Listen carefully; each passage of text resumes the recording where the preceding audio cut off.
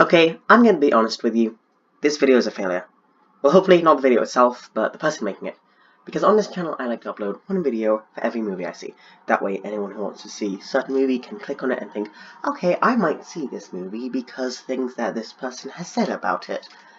But I've seen a few of these movies months ago. They're out of cinemas now, and I still haven't made a video on them. However, my OCD says that I must do so. So, anyway, here we are. I have 3 movies that I'm yet to review, and I can't see any other movies that I want to see until I've reviewed these ones. And the movies I want to see are John Wick 3, Godzilla King of Monsters, Secret Life of Pets 2, and Detective Pikachu. There's 4 movies in cinemas I want to see, and I'm not seeing any of them. I might do a binge this weekend where I just buy 4 tickets and go see all 4 back to back. That can actually be fun. I should vlog that. Video idea. Anyway, on to the video. So, I decided I'm going to take the 3 movies that I'm on right now that I haven't reviewed yet. I'm going to read them all, one take, go crazy. No restraint on swearing, except that future me is going to have to censor these. So I'm going to record this one and edit it tomorrow, so good luck with this editing at home. Screw you, basically. So, first movie that I saw, Dumbo. The original Dumbo is a beautiful movie. It has a great 3-act plot of... you're introduced to the characters in the first act, then in the second act conflict arises, and at the end of the second act the characters are at their lowest point ever. And then when they're at the lowest point, they take a bleep ton of LSD and they fly into a tree. Okay, maybe that's not every 3-act plot, but it works very well in Dumbo, so I'm going to assume that it's the perfect one. The original Dumbo, of course, is not the perfect movie ever. It has some admittedly really racist moments in it. So I can't say that it was a great movie, and then there are lapses in logic. Okay, did I really just say there are lapses in logic in a movie about a flying elephant? Yes, I did. So I'm not going to explain the plot of Dumbo 2019, because it sucked. This is one of the worst movies I have ever seen in cinemas. I'm sorry, I'm tired, but I need this video out, and I am committed to this.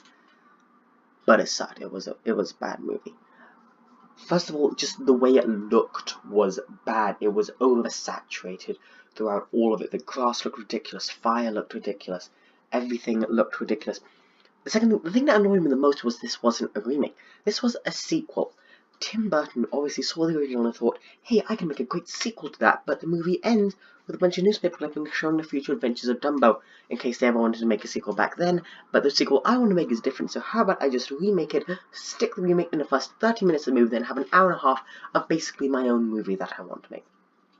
I went into this movie really hoping to have a step-for-step remake of the original, where we have the character of Dumbo go from the tiny elephant to flying in the last 2 or 3 minutes. That's the best part about the original.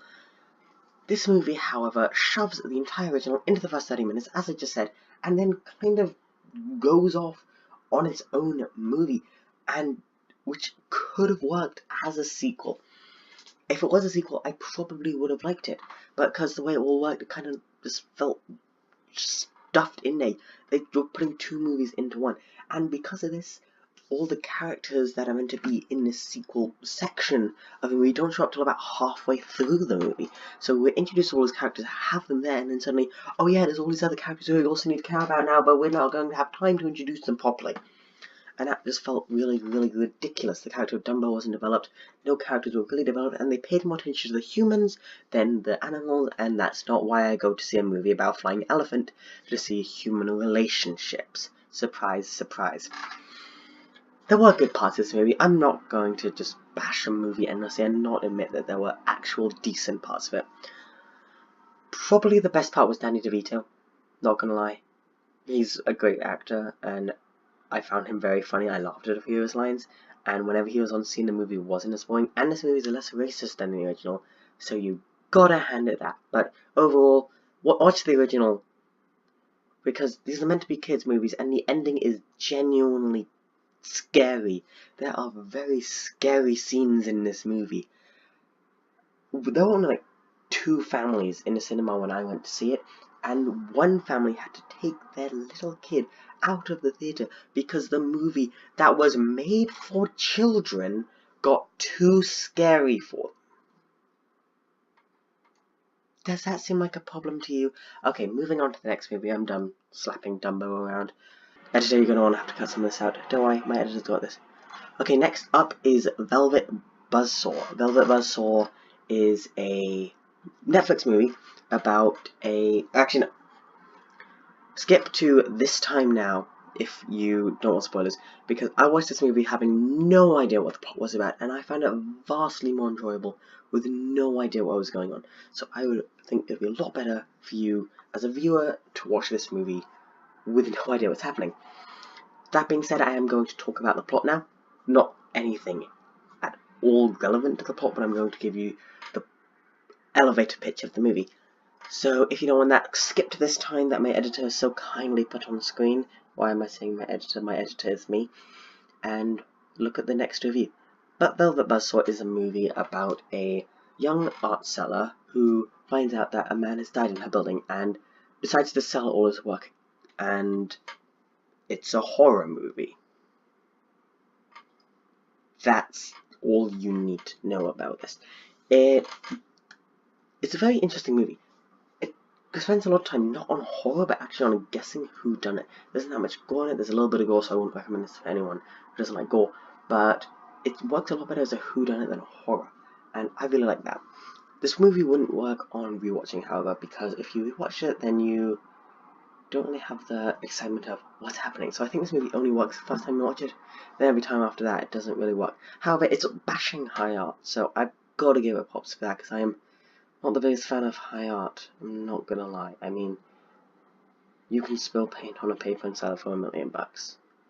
I'm not gonna spend a whole video bashing high art though. Moving on, the best movie out of these three is See You Yesterday. A genius girl in high school and her friend develop a time machine that can travel back to the previous day. Things go catastrophically wrong. This was a great movie. I really enjoyed it. It was by Spike Lee. I've never seen a Spike Lee movie before. I still really want to see Black Panther, but I really, really enjoyed this movie. It was really interesting and played some really, really interesting cards that I wasn't expecting.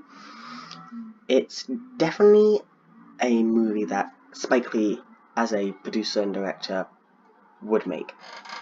If you know what kind of things, I don't even know Spike Lee's Boy or Girl, so if you know what kind of things they make, then that's the kind of things that you're going to see in this movie.